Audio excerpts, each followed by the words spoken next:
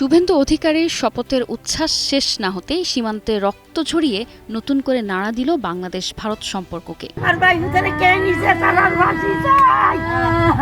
পশ্চিমবঙ্গে ভারতীয় জনতা পার্টির উত্থান নিয়ে যখন দুই বাংলার রাজনীতিতে উত্তাপ বাড়ছিল, ঠিক তখনই সীমান্তে দুই বাংলাদেশির মরদেহ উদ্ধারের ঘটনায় উদ্বেগ আরও গভীর হয়। একদিকে পুশব্যাক ইস্যুতে দিল্লির কড়া বার্তা, অন্যদিকে সীমান্তে প্রাণহানির ঘটনা। সব মিলিয়ে প্রশ্ন উঠছে, নতুন রাজনৈতিক সমীকরণে ভারত বাংলাদেশ সম্পর্ক কি আরও কঠিন সময়ের দিকে এগোচ্ছে?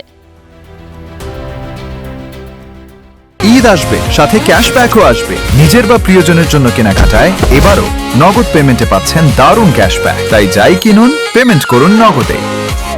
সর্বশেষ শুভেন্দু অধিকারী মুখ্যমন্ত্রী হিসেবে শপথ নেয়ার একদিন আগে শুক্রবার রাতে বিএসএফের গুলিতে প্রাণ হারান দুই বাংলাদেশি। এমন পরিস্থিতিতে পর্যবেক্ষক মহলের পাশাপাশি বাংলাদেশের জনমনেও এক ধরনের উদ্বেগ উৎকণ্ঠা ছড়িয়ে পড়েছে। বলা হচ্ছে, পশ্চিমবঙ্গের নতুন বিজেপি সরকার দায়িত্বশীল না হলে দুদেশের সম্পর্কে নেতিবাচক প্রভাব পড়তে পারে। তবে আগের রাজনৈতিক দল হিসেবে বিজেপির অবস্থান এবং শাসন ক্ষমতায় বসা বিজেপির মধ্যে পদক্ষেপের পার্থক্য থাকবে, এমন প্রত্যাশাও রয়েছে তাদের।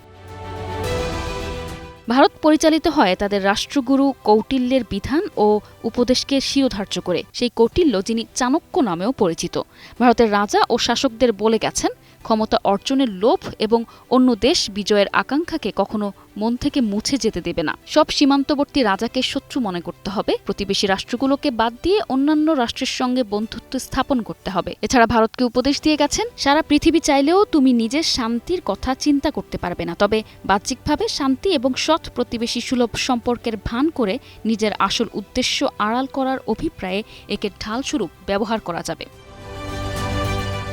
আর এই দর্শনের বিষময় ফল ভারতের প্রতিবেশী দেশগুলো আজও হাড়ে হাড়ে টের পাচ্ছে। আজ ভারতের প্রতিবেশী প্রতিটি দেশ নানাভাবে ভারতীয় আগ্রাসনের শিকার অথবা ভারত কর্তৃক নানাভাবে নির্যাতিত। চরিত্রগতভাবে ভারত তার আশেপাশের কোনো জাতির অস্তিত্ব স্বীকার করে না। 1947 সালে 5 এপ্রিল হিন্দু মহাসভার উদ্যোগে তারকেশ্বরে বঙ্গীয় প্রাদেশিক হিন্দু সম্মেলনে সর্বভারতীয় হিন্দু নেতা সাভারকার এক বাণীতে বলেছিলেন, প্রথমত পশ্চিমবঙ্গে একটা হিন্দু প্রদেশ গঠন করতে হবে, দ্বিতীয়ত যে কোনো মূল্যে আসাম থেকে মুসলিমদের বিতাড়িত করে এই দুটি হিন্দু প্রদেশের মাঝে ফেলে পূর্ব পাকিস্তানকে পিষে মারতে হবে। এই সাম্প্রদায়িক দর্শন থেকেই 1947 সালে বাংলাকে দ্বিখণ্ডিত করে গঠন করা হয় হিন্দু প্রধান পশ্চিমবঙ্গ।